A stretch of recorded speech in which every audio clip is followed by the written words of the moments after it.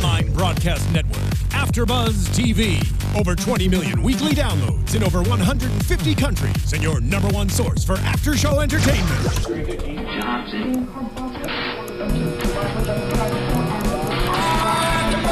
AFTERBUZZ TV, the destination for TV superfans. Producing aftershows for over 300 of your favorite TV shows. Interviewing celebrities and showrunners. And bringing you behind-the-scenes exclusives. All thanks to E! Entertainment's Maria Menounos, producer Kevin Undergaro, and internet leader Akamai.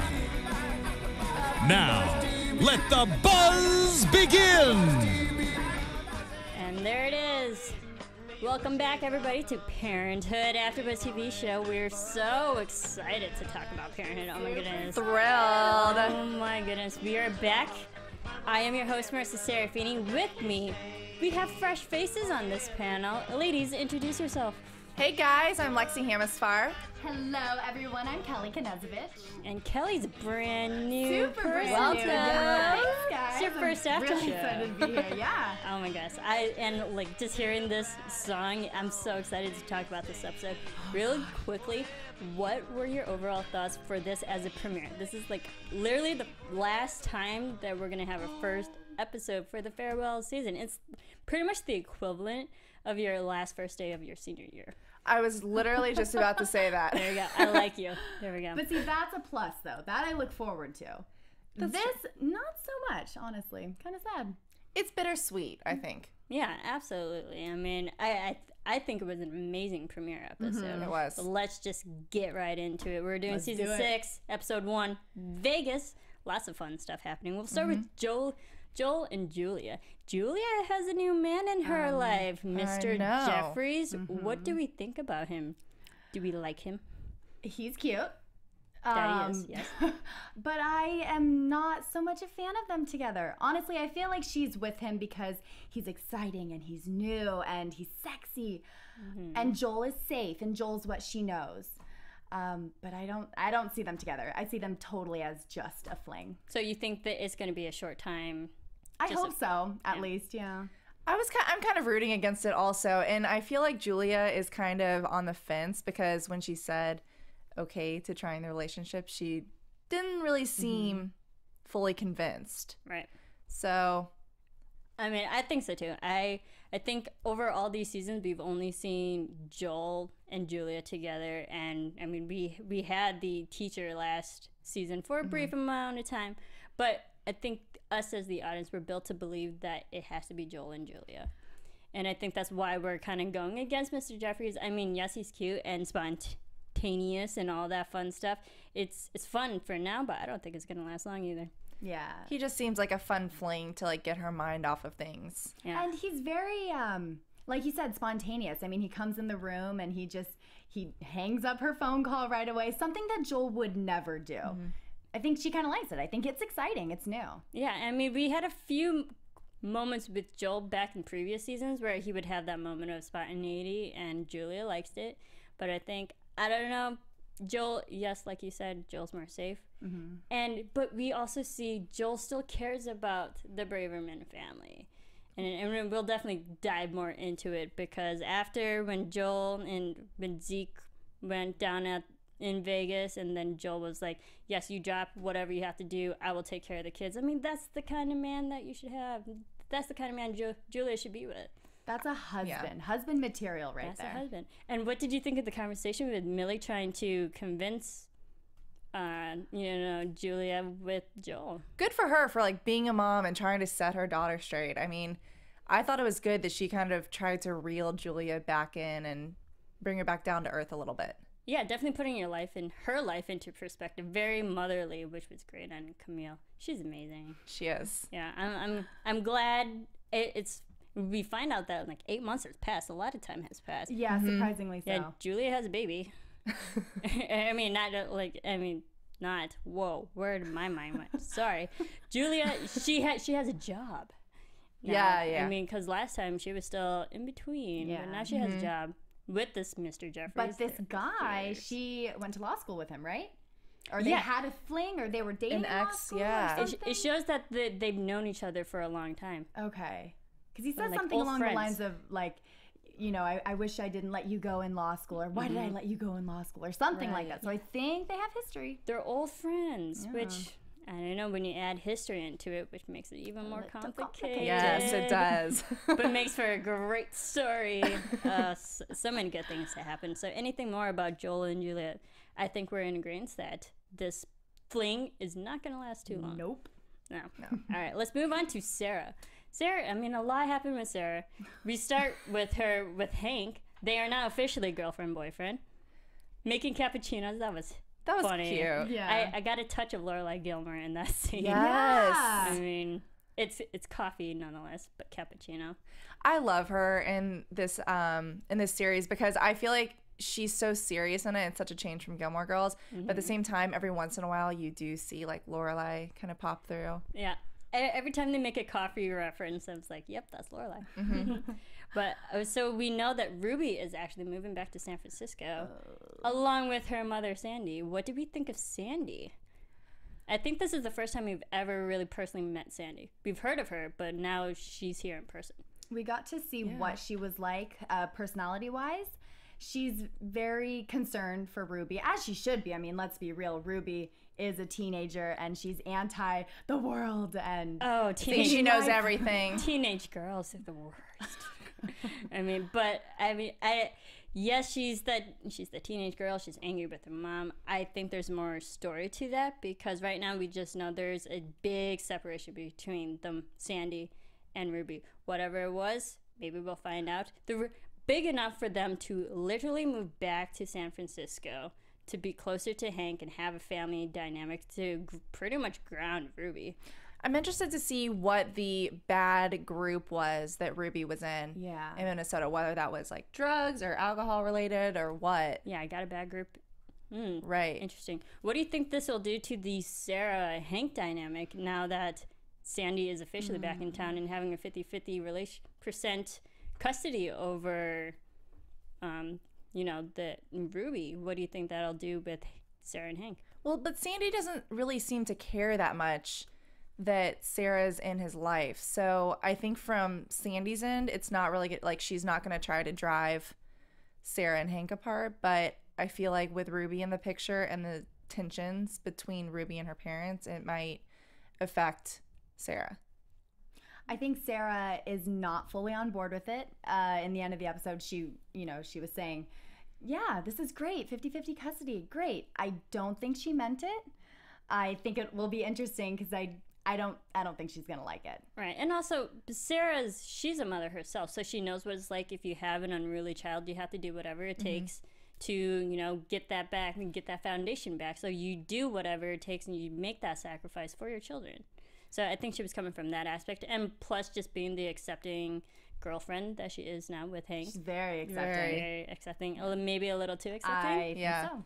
I mean, I felt like the first encounter with Sandy when she walked in, and then she was a little buddy with Hank. It felt like an old flame might have got rekindled a bit. Did you think that? No. No? Maybe just me? No? I don't know. I don't think that it was an old... I think it was just Sandy really needs help taking care of Ruby, and I think she was just coming to him in a time of weakness. I don't really think that it's necessarily a kindle or a spark being rekindled.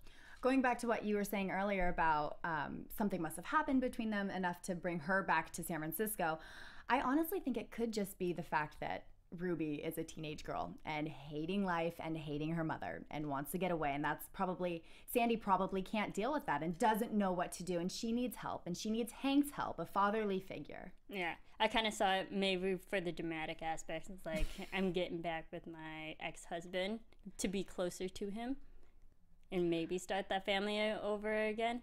I mean, that would be dramatic. That would for sure. But okay, that's interesting. All right. Anything else about that relationship? I think we're not to get into predictions territory, but a lot of drama is going to go down. We're going to find out more about what really went on with Ruby. But that kind of leads into the whole with Sarah, Amber, Hattie. We see Hattie. Hattie's back. Love her. Yes. I mean, we saw her in the finale. I'm glad she's back. Yeah. Hopefully she's back for more episodes this season. Right. I think she's supposed to be. I think I read that somewhere. All right, great.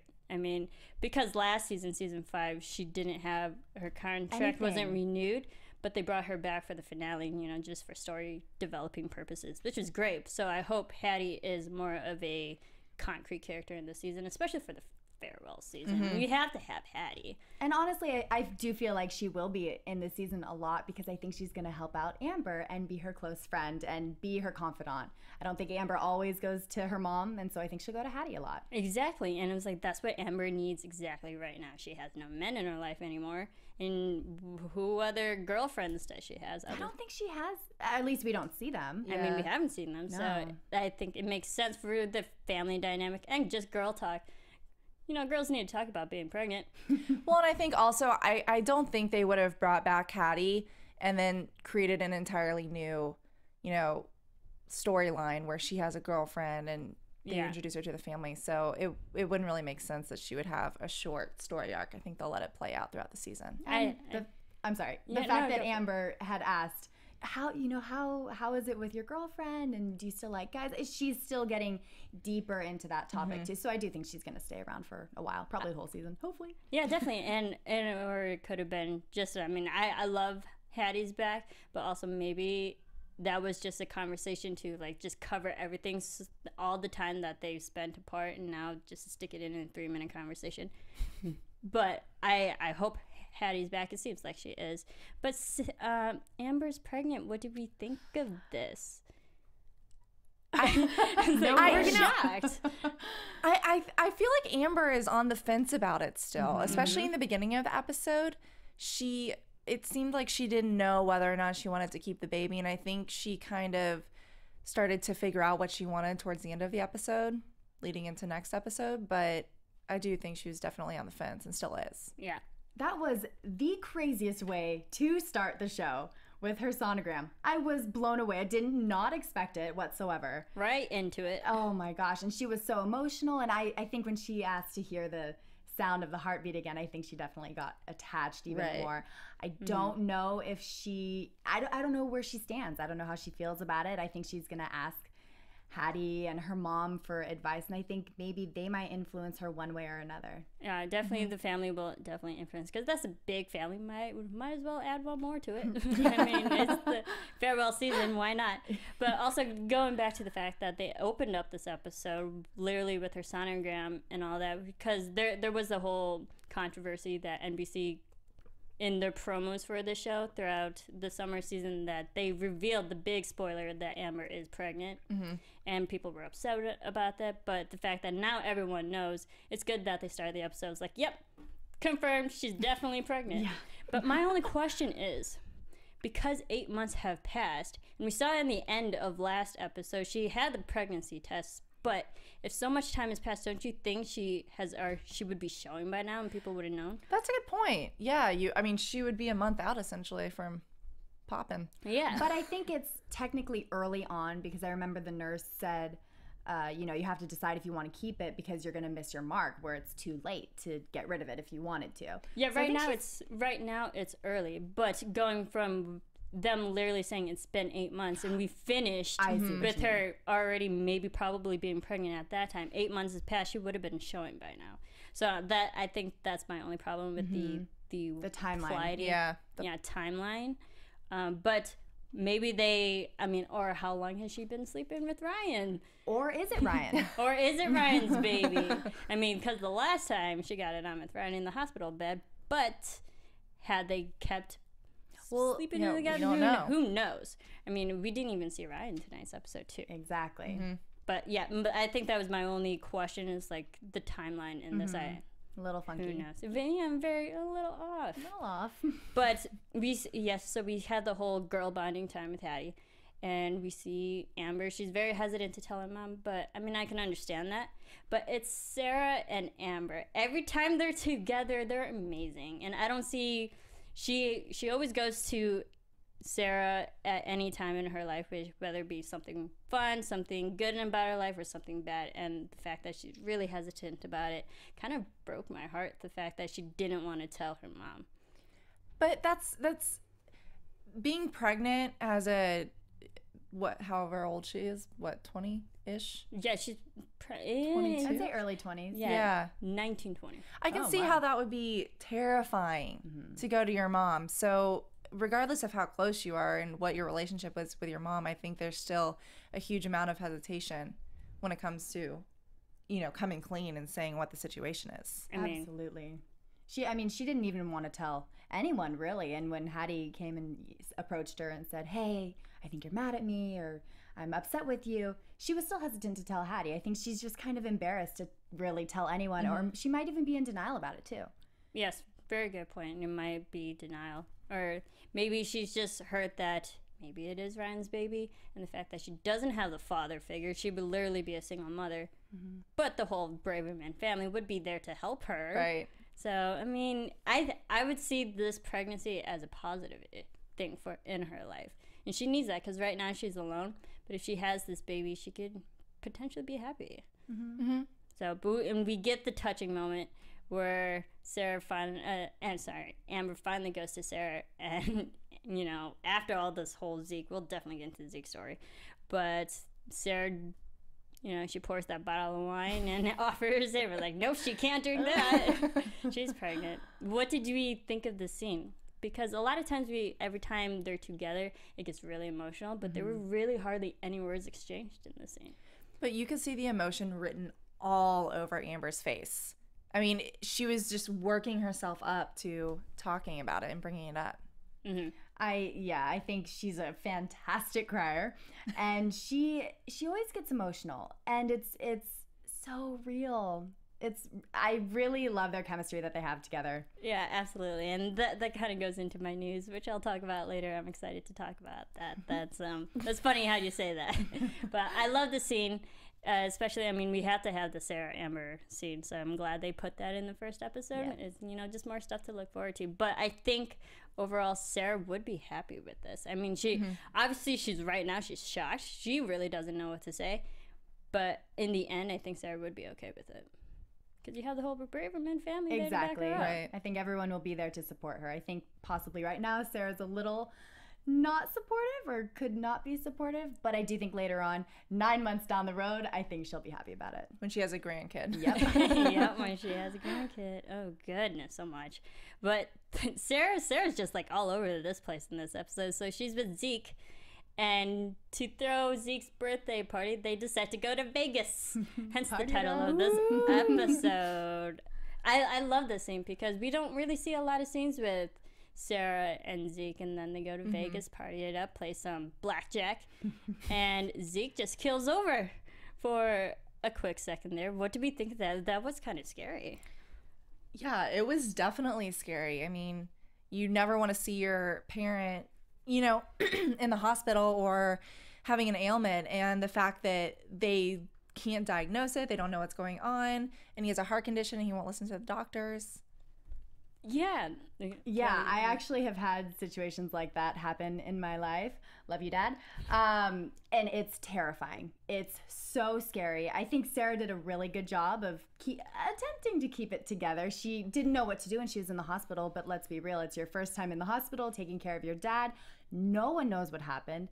So I think she was confused and frazzled and overwhelmed, but that's typical and normal. Yeah, and in fairness, she is the second least qualified Braverman to do that. I love that line. That was great.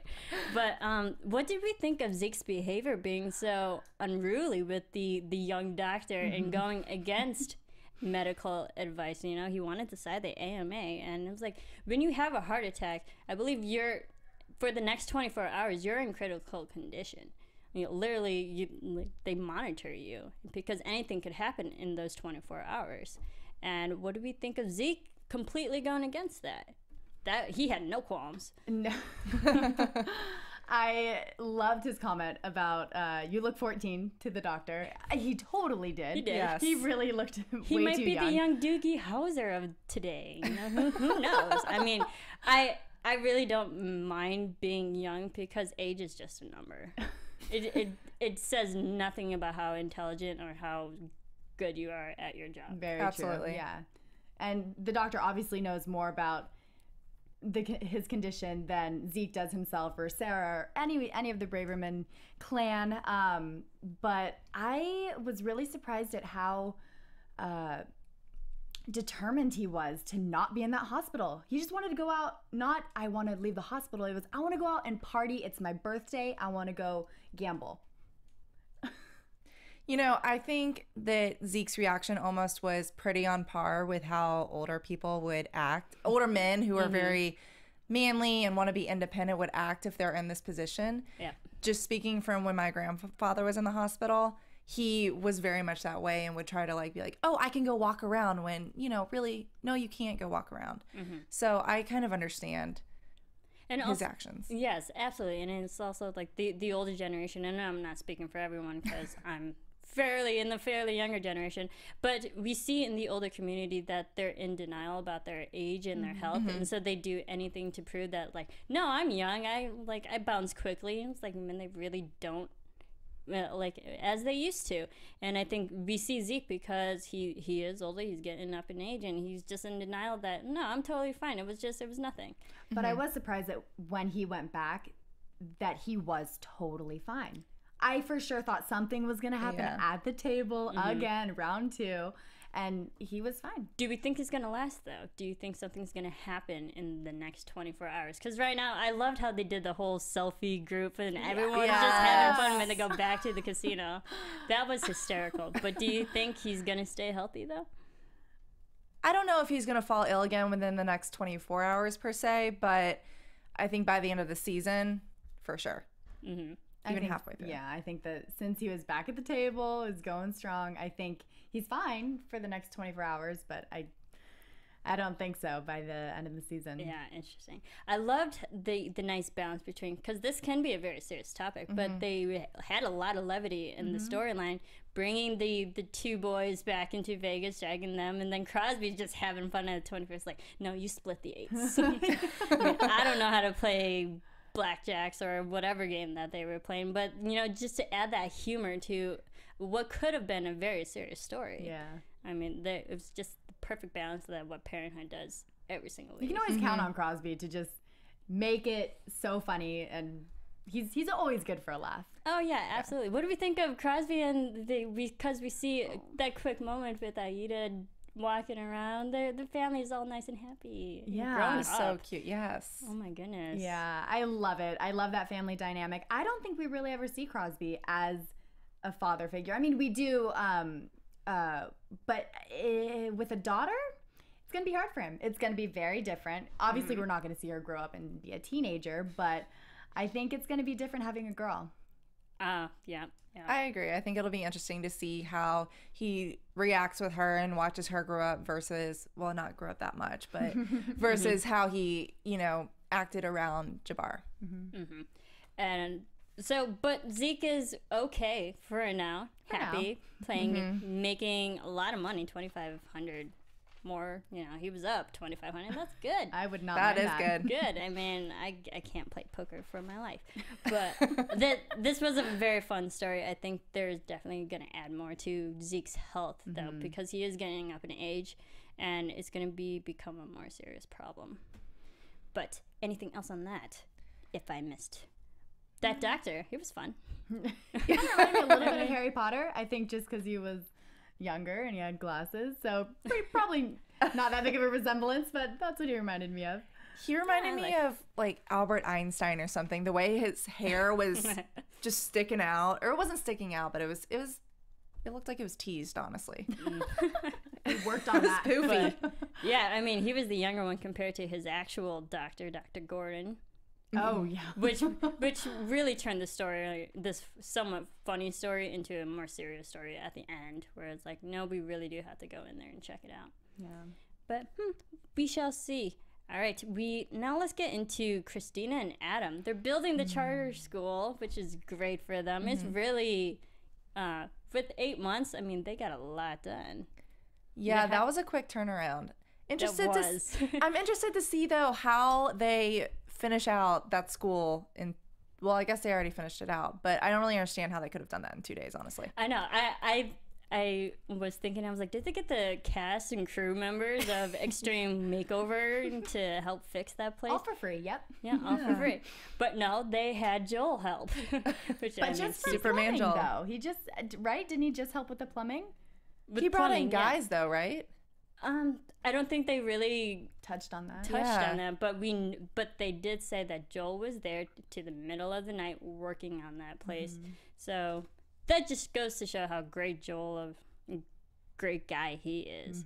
But what do we think of the storyline with Max and not wanting to go to school? Because we saw all last year that Max got really bullied. Oh my gosh. And he is not having it. He does not want to go to the school. He wants to be homeschooled.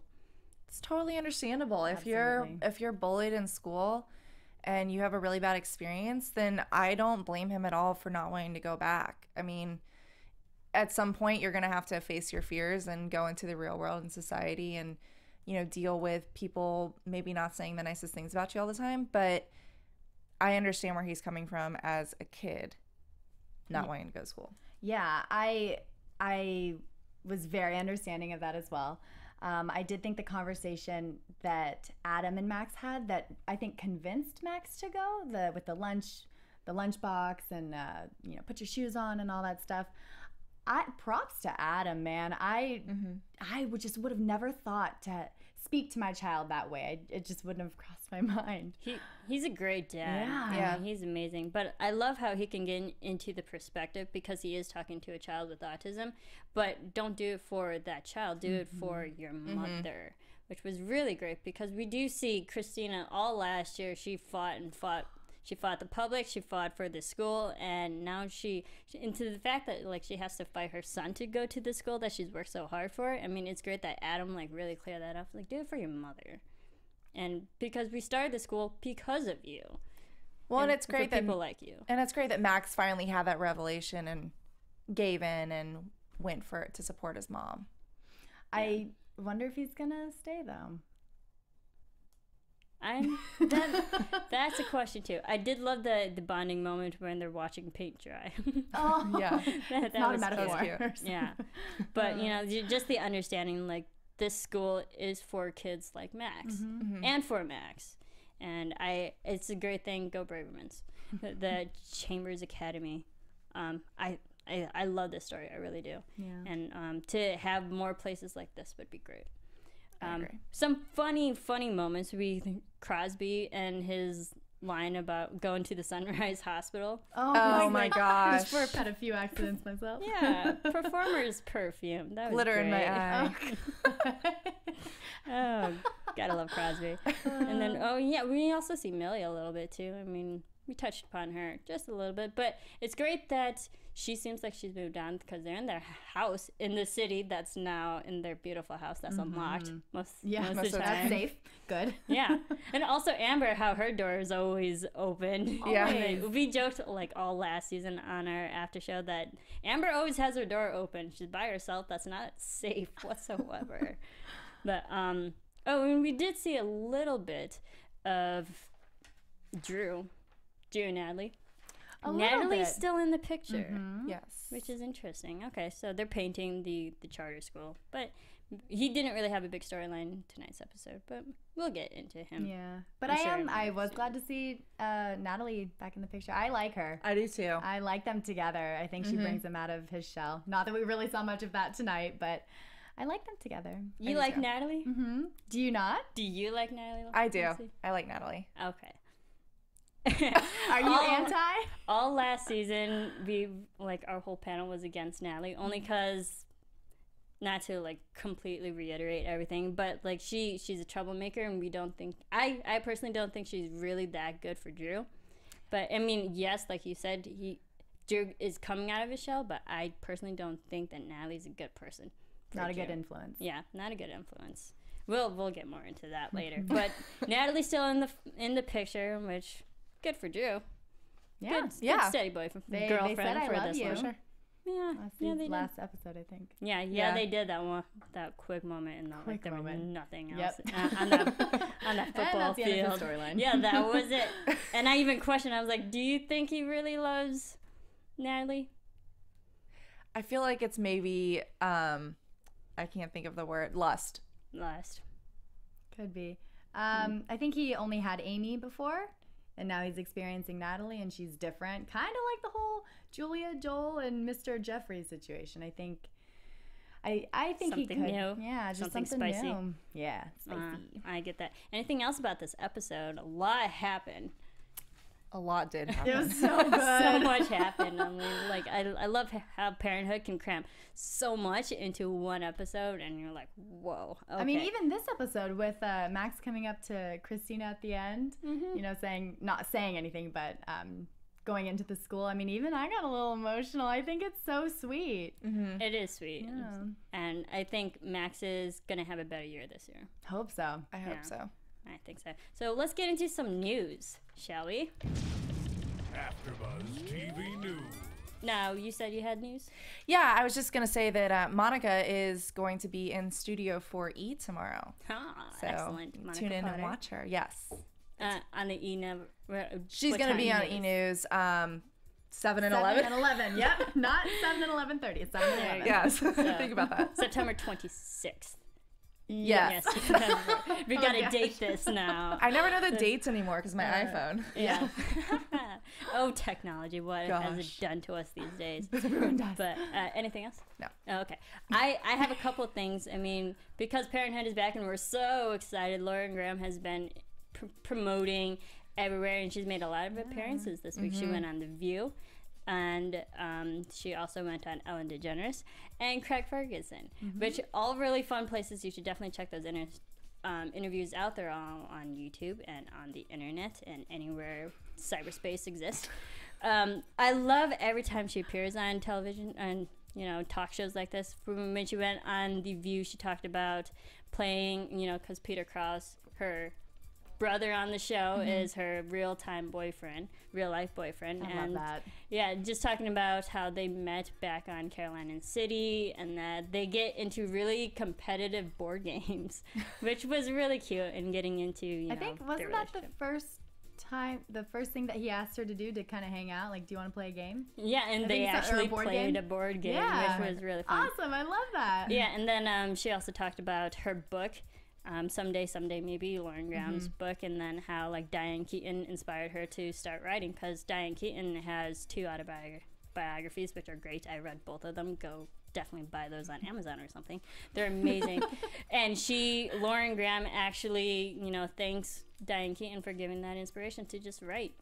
And because if you haven't read the book, it's, you know, it's how Lauren Graham, pretty much like inspired by Lauren Graham, her life story, like being that struggling, inspiring actress.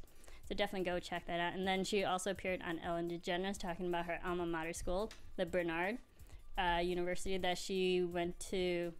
I believe she went to an alumni panel, and because her book Someday Maybe was on their alumni list, and during that panel that they gave her a button with her face on it from her like 1988 graduating photo, which is actually kind of cute. They gave her fun about that, and she gave it to Ellen, which was pretty funny.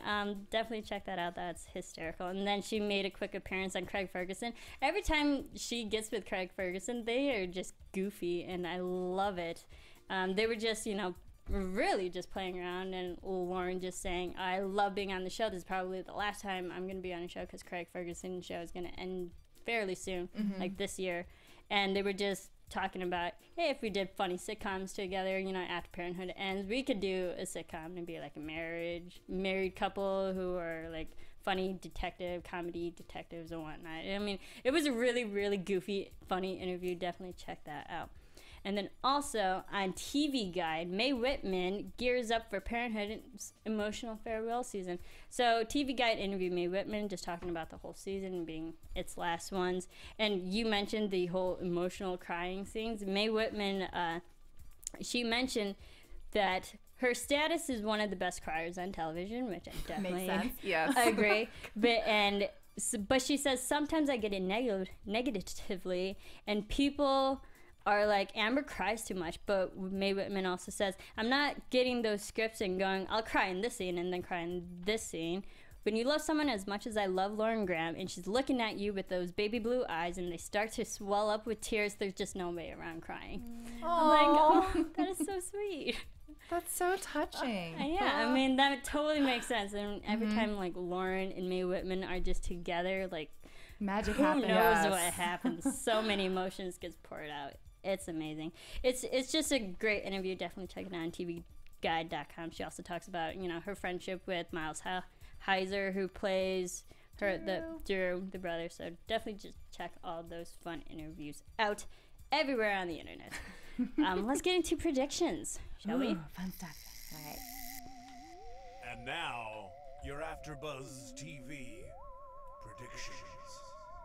All right, Kelly, we'll start with you. All right. I'm really anxious to find out the whole thing about this baby, about Amber. I think she's going to keep it.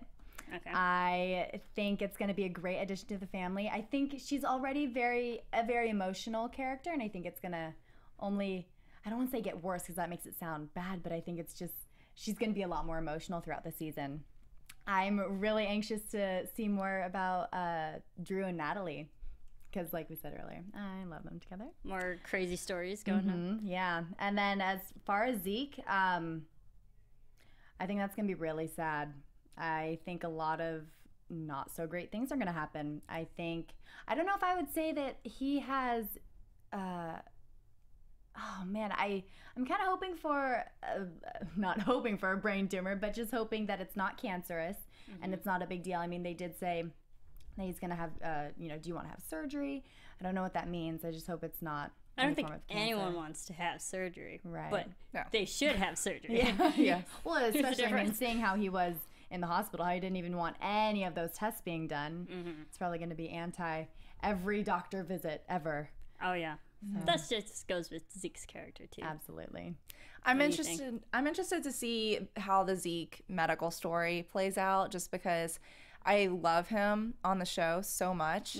And I read online, I know there's a lot of talk about maybe someone's gonna pass away this season, and I'm just hoping it's not him. No. Oh my goodness. You can't end the farewell season on a death. No. That'd be terrible.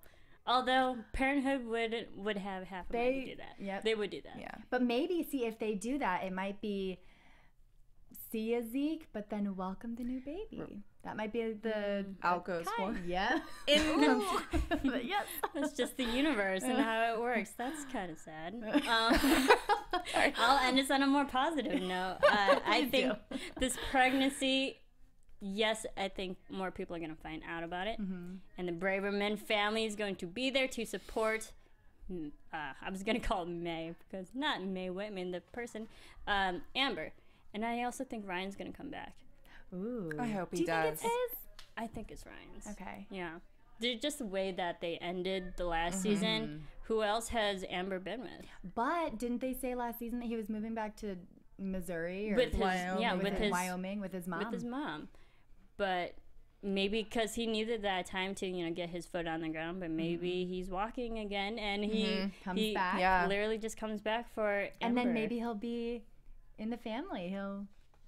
It'll be a family thing with the baby. Yeah, because Zeke approves of Ryan. Yeah, and the whole family he approves likes of him. Ryan. I mean, they were going to, have a wedding for this. I mean, and even Sarah was on board for this wedding. So I think Ryan's going to come back. I think that'll be fun. I hope so. And I think Zeke's condition is going to get worse because he is older. We're definitely going to touch upon his health condition. It's just going to deteriorate, and I hope it doesn't end on a death, but it's going to be positive. Something's going to turn around.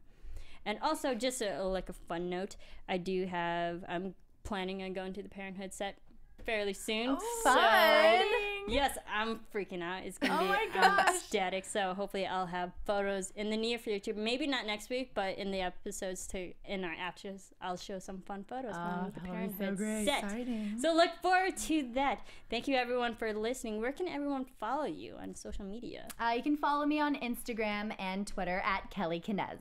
And you can follow me on Instagram, Twitter, and Facebook at Lexie Hammesfahr. And you can follow me on Twitter and on Instagram at Serafini TV. You can follow all of us here at AfterBuzz on Facebook, Instagram, Twitter, all those fun places at AfterBuzz TV. Thank you all for listening. Keep rating, keep downloading on iTunes. We are back.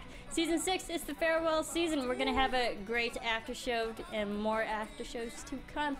Keep listening. Thank you all. Have a great night.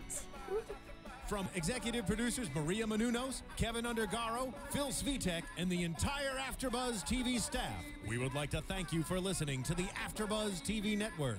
To watch or listen to other after shows and post comments or questions, be sure to visit AFTERBUZZTV.com. I'm Sir Richard Wentworth, and this has been a presentation of AFTERBUZZ TV. Buzz you later. The views expressed herein are those of the hosts only and do not necessarily reflect the views of AfterBuzz TV or its owners or principals.